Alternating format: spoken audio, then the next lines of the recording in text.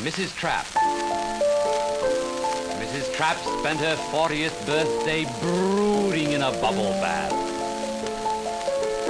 Life had her completely down.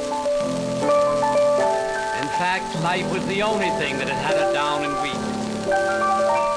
You see, Mrs. Trapp was what you might call a frustrated nymphomaniac. Her only excuse for living was a harbor home for wayward cats. She was getting damn sick and tired of running a cat house. The only thing that soothed her twanging nerves was laying in her bubble bath, reading her copy of In Bed We Try. And there she stayed until the last bubble burst. You see, Mrs. Trapp was doubly unhappy because only a month before she had buried her last husband. And she was already beginning to suspect the old goat of having topped off on purpose. Never before had she known of any man dying from eating too many oysters. Bitterly she remembered the old age, the young husband, George, her first. So young, so virile, so big, in all the little ways that women love. Earl, her second, so lousy. So lousy with stocks and bonds, and so lousy. Her third, whose name escaped her, who had been terrific. He and she had a perfect arrangement.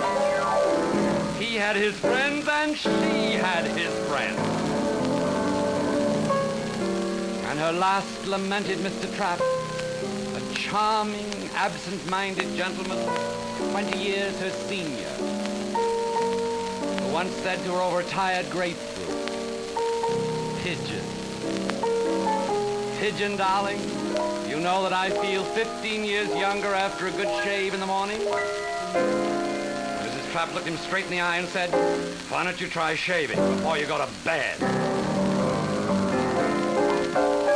No, they didn't make men the way they used to, neither did Mrs. Trapp. Hay was something horses ate and she crawled into alone.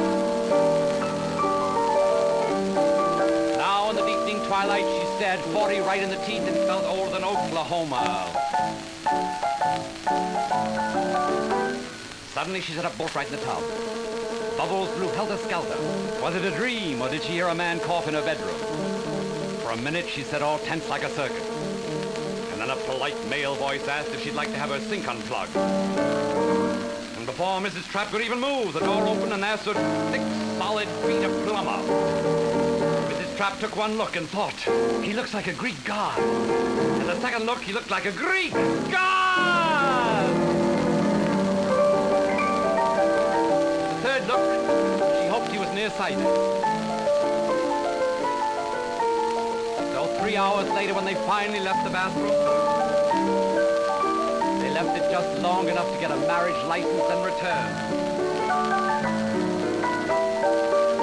She went to her waiting car under an arch of cross plungers. Heavy flush on the groom's face, and the bride was sprinkled with toilet water. But Mrs. Trapp didn't give a damn, for she knew at last she'd found her ace in the hole.